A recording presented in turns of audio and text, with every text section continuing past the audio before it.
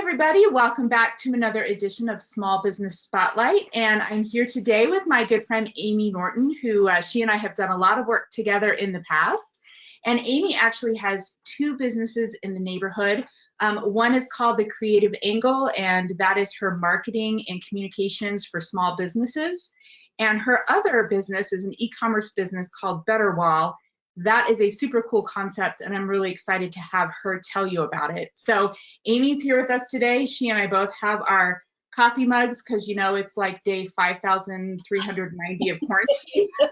And it snowed yesterday. And almost fested. I've got seltzer and awesome. Yeah. And I keep telling everyone, I'm like, we have 10 days. We can all do this. 10 more days till hopefully stay at home is lifted. Ish. Yeah. Well, we're going to go with it for now. So Amy, welcome. Thanks again for joining us. And we'd just love to hear more about your two businesses. So I'm going to turn it over to you to let us, just fill us in and tell us what those are all about. Okay, great. Well, like you said, I do small business marketing and communications. And then I also have my own other kind of side business, which is called Better Wall. It's an e-commerce business, which I purchased from one of my clients a couple years ago, actually.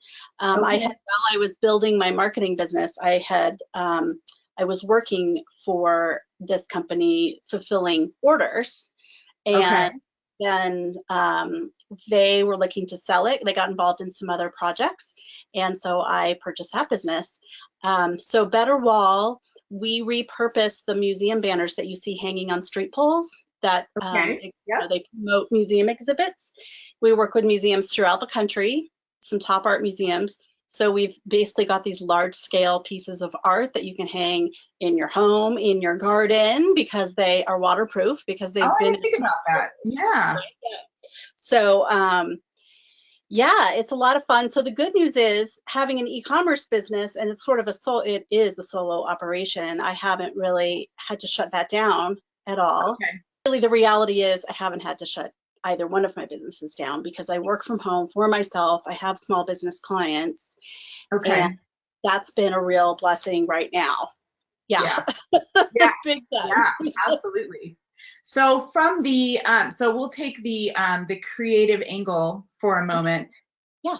I know you and I have talked, and like, as you mentioned, you have lots of small business clients. What are you seeing the impacts of this shutdown? What are the impacts on them? Number one, and number two, how are you able to help them with the marketing, just kind of get through this time and get the word out about their business? I will say that, so I have quite a range of small businesses. I work everywhere from like artists and galleries to, nonprofits. I have a client who was just about to open a new salon, who I know a lot of people in the neighborhood know, Cindy Coder, and she was going into the new Nurture Well Care Marketplace that's opening next to Walgreens on Federal. They were just about to launch, so that's been a whole, like literally almost to the day they were going to open. Wow. Yeah. So because I have such a wide range of clients, I'm kind of seeing lots of different things.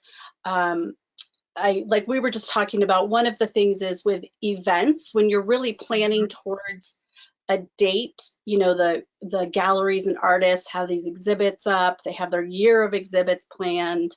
So there's a lot of question about, well, what do we do? How do we just start up do we pick up where we left off? Do we shift everything? There's just been a lot of challenges around scheduling. And I think especially because we don't know what it's going to look like when we quote unquote open back up, right? There's still going to be restrictions. So I would say the biggest, sometimes I've just been a sounding board for some of my clients so that we can all sit on the phone and shrug our shoulders. But which is sometimes I think just good to have somebody to talk it out with. In other instances, a really important piece, especially right as all this happened, was the communications part of what I do.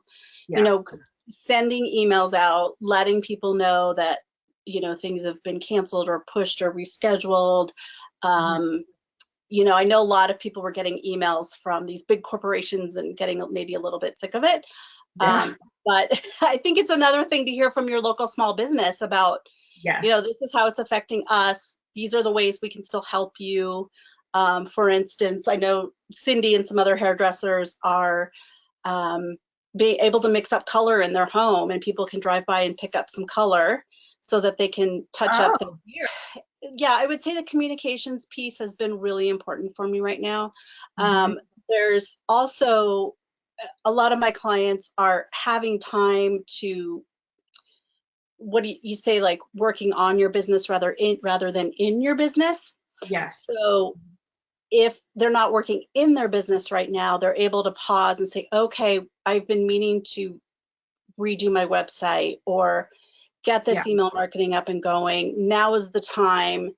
We've got the mental space. I feel like that's been happening in the last week because people have sort of settled in to the situation, and they've entered into problem solving mode, I think. Where I think for a few weeks it was just, a little bit of being stunned. Yeah. And now I felt, it was just kind of panic. I know for me as well, I definitely had a sense of that, and I had a sense of that from my clients. So I found myself doing a lot of calming, like you said, kind of talking to people, being a listening ear, and then just making a plan for getting us through this, and then what it looks like on the other side. So, well, I think it's important to make a plan, even if that plan might change again. Yeah. Oh, that's a good point. Sort of just have it. It's good for the brain to make a plan, and maybe there's a plan A, B, and C, and that's going to look a lot different for depending on the kind of business you have. But another thing is that I feel like, and I have to talk myself through this a lot, is not letting perfection get in the way of progress, that you hear a lot. And I think that this has shown people how important that is, because they just have to do something. Like, okay, you wanted to get these products up on your website. Well, it may not be perfect right now, but at least there's something there for someone to buy. It's that getting out of your own head and making progress on things that are just crucial right now in order to bring an income. Yes, that's an awesome point, which leads me to a question. I would love your perspective on cutting through the noise. Like, I feel like the social media world and the online world is really noisy right now. I mean, it's always noisy to a certain level, but you can't open your computer or any of your, Instagram, Facebook, all of that without seeing something about coronavirus. And I know I'm feeling really weary right now, reading more stats and more details. And, I don't feel like there's a lot of new information. So we're all just feeling a bit desensitized. But do you have any tips for those small businesses who are just looking to cut through that noise and reach out to the consumer? Reaching out to them with the content that you normally would reach out to them, the stuff that they find interesting and fun and engaging, because they're your customers, because they still love you or your product or service, and they probably need that right now. They need that fun. Maybe it's not even fun, but informative, useful. As much as you do want to communicate the next steps with your business and how they'll be able to interact with you, just keep generating the content. Don't freeze your marketing just because of this. Your clients need to hear from you more than ever right now. Absolutely. Yeah. And I think especially in a small business environment, it's so much about community building that and supporting one another, that you see so much of that, and that's just really heartwarming and important, like what you're doing here. Just trying to do something to kind of foster that sense of community and the idea of we're all in this together, because I think it's really easy, and I'm sure you can speak to this because you do have so many different kinds of clients, but I imagine it's really easy to fall into that feeling of isolation and that you're the only one that this is impacting. And so I think it's really important for other people to hear, hey, it's impacting all of us and we're all having to get creative. I think the name of your business is so apt right now, the creative angle. Like, we're having to try and find new creative ways to reach our clients. Another quick question, what are you seeing your clients or even yourself doing to bring a sense of fun and kind of lighten the mood in their outreach to their clients? Because I feel like we all kind of need to laugh right now. and we just Sure. need something to bring a smile to our face. And I know the sunshine is helping today, but just Oh on a yeah. daily basis, I mean, I love the hair color idea. I think that's brilliant. Are you seeing anything else like that? Anyone that sort of likes art and is on social media has probably seen the posts about the different museums doing the challenges where you recreate a masterpiece using items in your house. Oh, yes, those are So awesome. yeah, so the Getty Museum in LA has done it. A museum in Amsterdam that I can't pronounce has done it, and a lot of those images are going around on social media. So I decided a fun way to reach out to my banner customers and everyone that is on my list was to do a Better Wall challenge. So they can do the same thing, but basically using the images, the artwork that's on our banners, and then Oh, posting it on social media. If anyone is interested in participating in that, we are giving away a free banner. So okay. if you go to betterwall.com and go down to the blogs, you just scroll down on the homepage to the blogs section. It Okay. talks about the contest and what you need to do to enter. So that's kind Okay. of a fun thing I'm doing. So hopefully that will create some distraction. Yeah, that's awesome. And we'll have the link to everything at the end so people can Okay. access it. But yeah, I would love to hear from you.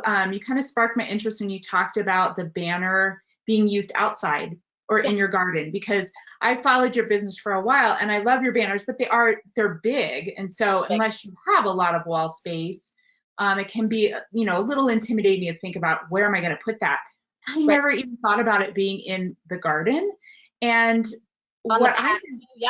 Mm-hmm. yeah, what I've been saying to people is, this is a really good time to take stock of your home and your garden and your yard and your setting, because if you don't love where you live right now, number one, you and I need to talk. But number two, if you do love it, I know a lot of people are starting to get into home projects, and spring is coming. And so gardening is going to be, really important for all of us.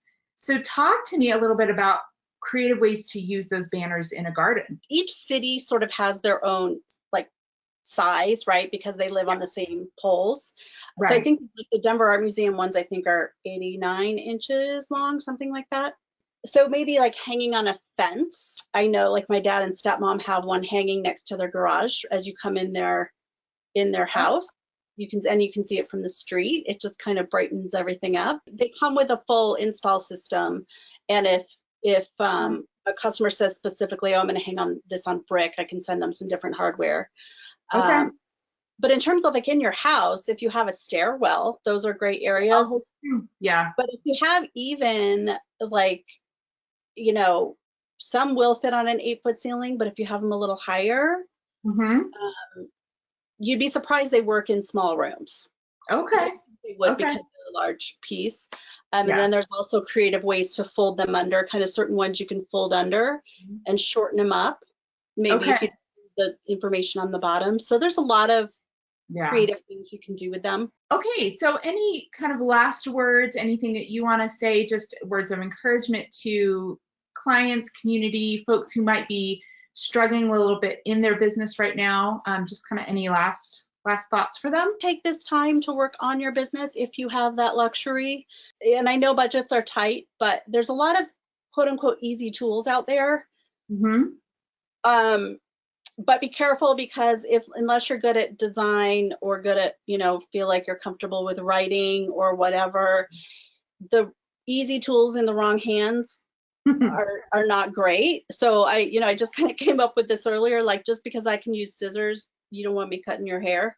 Right. Oh, yeah. Great perspective. So reach out to whether it's myself or some other marketing professional, Mm-hmm. even if you're, so if you're trying to build your email list or do some email marketing, talk to somebody who knows, or even a friend who knows what they're doing. Yeah. Because using the best practices is really crucial. And I hope everyone hears that. Don't give up. Again, we're kind of hopefully on the downward slide to this, but there's still a lot of things you can do even if you're stuck at home. So Amy, I want to thank you so much for being with us today. So as a reminder, everyone, this is Amy Norton. She runs both the Creative Angle, which is a marketing and design firm for clients, and then also Better Wall, which is an e-commerce business where they sell repurposed museum banners for use in your home and your garden. So Amy, thank you so much for being here today. We appreciate you. Hang in there. Yes. Cheers to you, my friend, until we can Thank you have for doing this. I together. appreciate you. Yeah.